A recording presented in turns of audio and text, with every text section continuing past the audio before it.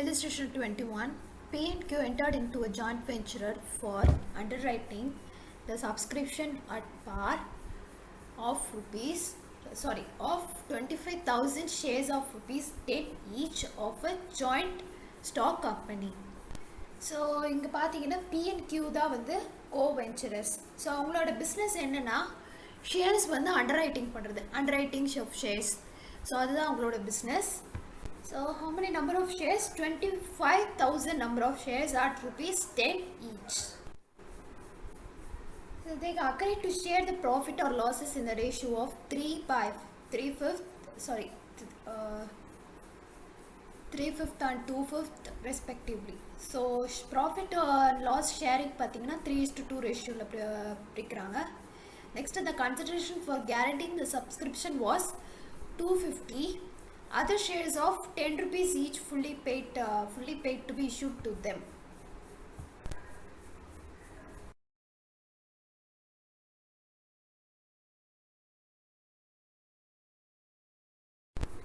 So the consideration சொல்லிருக்காங்களே, so consideration for guaranteeing subscription is nothing but his remuneration. So அவங்க remuneration தான் அது வந்து consideration for guaranteeing கொடுத்திருக்காங்க. So எதுக்காகனா underwriting the shares. So the subscription was 250. Other shares of rupees 10 each fully paid to be issued them.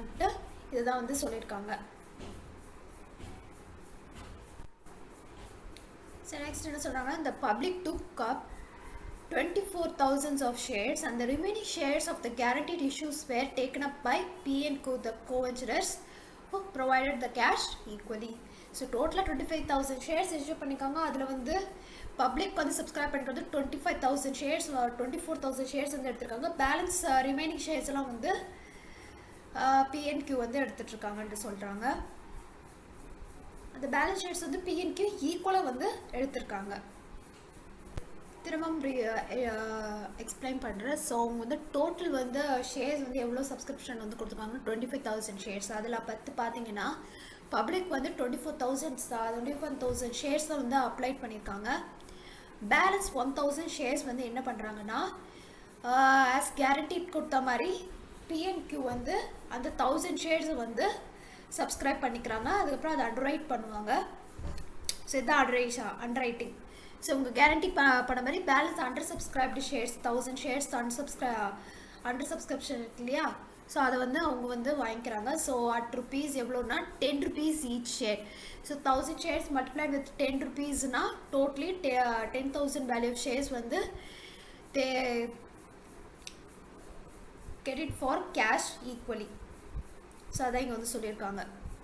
அப்போ இதுக்கான journal entry pass பண்ணோன்னா joint bank account data 10,000 to P account 5,000 to Q account 5,000. ஏன்னா total shares பார்த்தீங்கன்னா 25,000 shares, அதில் வந்து 24,000 shares தான் வந்து public வந்து பர்ச்சேஸ் பண்ணுறாங்க. பேலன்ஸ் 1,000 ஷேர்ஸ் வந்து ரெஸ்பான்சிபிலிட்டி யார் எடுத்துக்கிறாங்கன்னா P&Q வந்து எடுத்துக்கிறாங்க. ஸோ அவங்க வந்து பர்ச்சேஸ் பண்ணிக்கிறாங்க. இந்த 1,000 ஷேர்ஸ் அண்டர் சப்ஸ்கிரைப் இருக்கிறதுக்கு யார் அந்த guarantee the remaining 1,000 under subscribed தான் வந்து அவங்க which is taken over by P&Q as underwriters. So here they are supposed to pay 10,000 rupees. The 10,000 rupees ரெண்டு பேரும் ஈக்குவலா வந்து ஷேர் பண்ணி பே பண்ணிடுவாங்க. So for purchasing these shares they have to pass another entry called joint venture account data to joint bank account. So அது ஒரு entry வந்து pass பண்ணுவோம். நெக்ஸ்ட் லைனில் என்ன கொடுத்துருக்காங்கன்னா the entire shareholding of the venture was then sold through other brokers சொல்லியிருக்காங்க. So what is this entire shareholdingனா the 1,000 shares which they have purchased and purchased as underwriters. So out of this 250 shares வந்து they received as consideration. So underwriters கிட்ட இருக்க total number of shares எவ்வளோனா the 1,000 shares plus இந்த 250 shares gives you 1,250 shares. So இங்க உங்களுக்கு ஒரு question வரலாம், how did they sold? So 60% at a price at rupees 9 rupee 50 paise less 50 paise brokerage charges. Next வந்து 20% at a price of rupees 9 rupees 75 paise less brokerage charges வந்து deduct பண்ணும். So 50 paise deduct பண்ணிட்டு per share, and then the balance were taken over by the PNQ equally at a rupees 9 rupees per share. So நம்ம இங்க என்ன prepare பண்ணனும்னா prepare a joint venture account prepare பண்ணனும், joint bank account prepare பண்ணனும், and capital accounts of fund PNQ respectively. So இப்போ நான் அந்த workings எல்லாமே நான் காட்டுறேன். First இந்த shares மொத்தம் எவ்வளவு, total number of shares எவ்வளவு இருக்கு, அது last step நம்ம பார்த்தோம் இல்லையா. So இந்த last step வந்து எவ்வளவு shares இருக்கு, அது வந்து எவ்வளவுக்கு வந்து சேல் பண்ணாங்க, அது எல்லாம் இருக்கு இல்லையா, சேல் proceeds. So அது எல்லாமே அதுக்கான working note பார்த்துட்டு balance ledger posting எல்லாம் பார்க்கலாம். Next the capital of sale process of shares வந்து பார்க்கலாம். Shares வந்து எவ்வளவுன்னு, total number of shares available வந்து எவ்வளவு, so number of shares வந்து எவ்வளவு வந்து உங்க considerations nothing but there. So அதுல 60% of 1250 shares னா that is 750 shares. So 1250 ல next number of subscribed shares வந்து sold at 10,000 rupees னா actually இப்ப பாத்தீங்கன்னா 950 paise அதுல draw balance subscribed shares 9 rupees தான் இருக்கும். அது 950 paise minus 50 paise, so 9 rupees. இந்த 250 plus multiply பண்ணா சாப்பிடணும், அப்படி multiply shares available we get 1750 shares. Next 20% of 1250 is nothing but 250 shares of. So அது வந்து sold at rupees 9 rupee 25 paise. ஏன் 9 rupee 25 paise னா actually the sale price is 9 rupee 75 paise ல 50 paise வந்து brokerage deduct பண்ணிட்டோம்னா balance 9 rupee 25 paise தான் இருக்கும். Just multiplied with 250 number of shares na we get a value of 2312.50 paise.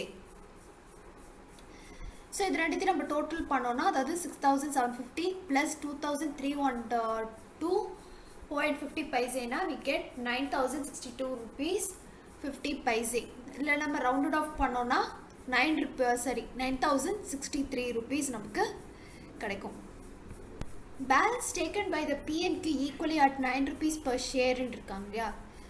So balance taken over இருக்கு இல்லையா, so அது nothing but balance இருக்கிற shares எவ்வளோனா total shares எவ்வளோ இருக்கு, balance 1250 shares என்றது நம்ம calculate பண்ணி கண்டுபிடிச்சோம். 1250 sharesல 60% 750 shares வந்து sold பண்ணிட்டோம். Next 20% வந்து 250 shares இருக்கு இல்லையா, அதை நம்ம சேல் பண்ணிட்டோம்.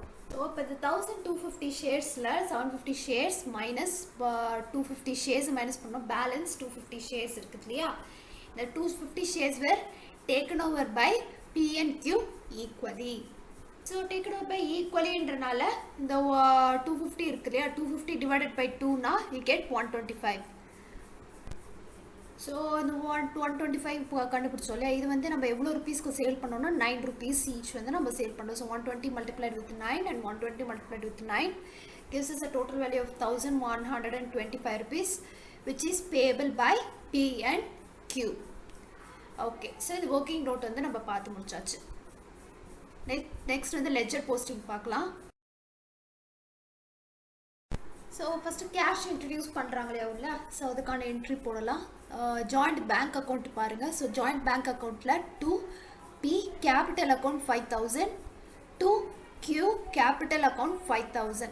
debit sideல பாருங்க, joint bank accountல debit sideல first entry பாருங்க, 2P capital account 5000, 2Q capital account 5000.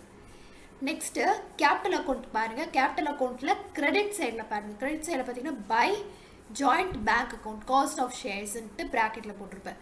So by joint bank account for P க்கு வந்து 5000, for Q க்கு 5000 respectively. So இந்த posting முடிஞ்சிச்சா.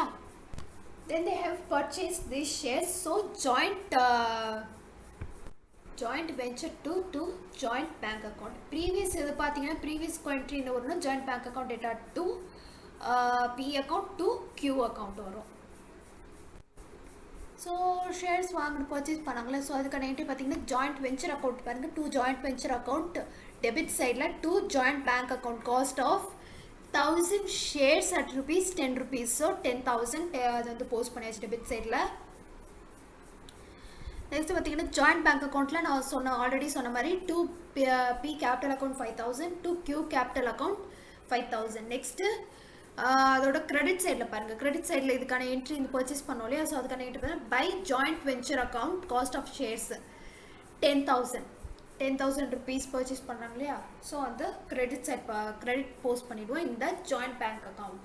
நெக்ஸ்ட்டு சேல்ஸ் நடக்குது இல்லையா, ஸோ சேல்ஸ் ப்ரொசீட்ஸ் வருது இல்லையா, ஸோ அதுக்கான என்ட்ரி ஜாயிண்ட் வெஞ்சர் அக்கௌண்ட் பாருங்கள், ஜாயிண்ட் வெஞ்சர் அக்கௌண்ட்டில் by joint bank account sale proceeds of the shares எவ்வளோனா 9063. நெக்ஸ்ட் ஜாயிண்ட் பேங்க் அக்கௌண்ட் பாருங்கள், ஜாயிண்ட் பேங்க் அக்கௌண்ட்டில் டெபிட் சைட் பார்த்தீங்கன்னா டெபிட் சைடில் 2 ஜாயிண்ட் வெஞ்சர் அக்கௌண்ட் 9063 வந்து போஸ்ட் பண்ணியிருப்பேன். ஸோ திரும்பவும் நான் என்ட்ரி சொல்கிறேன், joint bank account data to joint venture account 9063. So அதை எப்படி போஸ்ட் பண்ணுன்றதை இப்போ நான் காமிச்சேன். நெக்ஸ்ட் என்ட்ரி பார்க்கலாம். அடுத்து ஷேர்ஸ் வந்து டேக்கன் ஓவர் பண்ணுறாங்க இல்லையா, so P to joint venturer account, Q to joint venturer account. So இங்கே பார்த்தீங்கன்னா ஜாயிண்ட் வெஞ்சர் அக்கௌண்ட் பாருங்கள், ஜாயிண்ட் வெஞ்சர் அக்கௌண்ட்டில் கிரெடிட் சைடில் பாருங்கள், கிரெடிட் சைடில் பை பீஸ் கேபிட்டல் அக்கௌண்ட் எவ்வளோ 1125. இது ஒர்க்கிங் நோட்லேயே நான் இந்த போட்டு காமிச்சிருப்பேன் இந்த ஃபிகர் எப்படி வந்துச்சுன்றது. Next by Q's capital account 1125. இது ரெண்டுமே வந்து ஜாயிண்ட் வெஞ்சர் அக்கௌண்ட்டில் நம்ம கிரெடிட் பண்ணியிருக்கோம். நெக்ஸ்ட்டு கேபிட்டல் அக்கௌண்ட் பாருங்கள், கேபிட்டல் அக்கௌண்ட்டில் பார்த்தீங்கன்னா டெபிட் சைடு வந்து 2 joint venture account shares taken by P and Q இல்லையா, so to joint venture account this is debited to capital account. P க்கு வந்து 1125, Q க்கு 1125. இது எப்படின்றது நான் ஆல்ரெடி ஒர்க்கிங் நோட்டில் போட்டு காமிச்சிட்டேன். ஸோ இப்போ நம்ம ப்ராஃபிட் அண்ட் லாஸ் என்ன வருதுன்னு பார்த்துட்டு நம்ம ஜாயிண்ட் வெஞ்சர் அக்கௌண்ட்டை க்ளோஸ் பண்ணலாம் இல்லையா. ஸோ அதில் வர பேலன்சிங் ஃபிகர் வந்து நம்ம கோ வெஞ்சரர்ஸ் அக்கௌண்ட்டுக்கு வந்து ட்ரான்ஸ்ஃபர் பண்ணிடுவோம். So the entry will be joint venture account to P and Q's account. Joint venture account பாருங்க, எல்லா என்ட்ரிஸும் போட்டுட்டோம். அதோட பேலன்சிங் ஃபிகர் பார்த்தீங்கன்னா டெபிட் சைடில் to capital account profit on venture வந்து Pக்கு வந்து 788, Qக்கு வந்து 525, டோட்டல் 1313. ஸோ எல்லாமே டோட்டலாக நம்ம அதுக்கு வந்து சம்மப் பண்ணோம்னா டோட்டல் அமௌண்ட் நமக்கு எவ்வளோ வருதுன்னா டோட்டல் வேல்யூ 11,313. ஸோ இந்த பேலன்சிங் ஃபிகர் வந்து 1131 இருக்கு இல்லையா, இதை நம்ம வந்து எங்கே வந்து ட்ரான்ஸ்ஃபர் பண்ணுவோம்னா coventurers account. Coventurers account it's nothing but capital account. So capital அக்கௌண்ட்டில் கிரெடிட் சைடில் வரும். ஸோ ப்ராஃபிட் இல்லையா, கிரெடிட் சைடில் by joint venture profit account Pக்கு Qக்கு தனித்தனியாக போட்டுக்கோ. So 788 for Q is 525. So இது எல்லாமே நம்ம போட்டுட்டோம்னா நமக்கு இங்கே பேலன்சிங் ஃபிகர் கிடைக்குது இல்லையா. ஸோ ரெண்டுத்துக்குள்ள டிஃப்ரென்ஸ் வந்து பேலன்சிங் ஃபிகரிங் கிடைக்குது. ஸோ 2 ஜாயிண்ட் பேங்க் அக்கௌண்ட், இந்த பேலன்சிங் ஃபிகர்ஸை வந்து தான் நம்ம ஜாயிண்ட் பேங்க் அக்கௌண்ட்டுக்கு ட்ரான்ஸ்ஃபர் பண்ணணும், which it has to be matched. So joint bank account நமக்கு மேட்ச் ஆகணும். ஸோ நமக்கு இங்கே எல்லாம் பேலன்சிங் ஃபிகர் கிடைக்குது ஃபார் கேபிட்டல் அக்கௌண்ட். ஃபார் Pக்கு வந்து 4663 and for Q is balancing figure is 4400. So இதில் போட்டுட்டு இது எல்லாமே நம்ம ஆட் பண்ணோம்னா we get 5788 for P. For P, Q is 5525. So இந்த பேலன்சிங் ஃபிகர் வந்து நம்ம ஸ்ட்ரெயிட்டாக நம்ம joint and bank account transfer பண்ணுவோம்.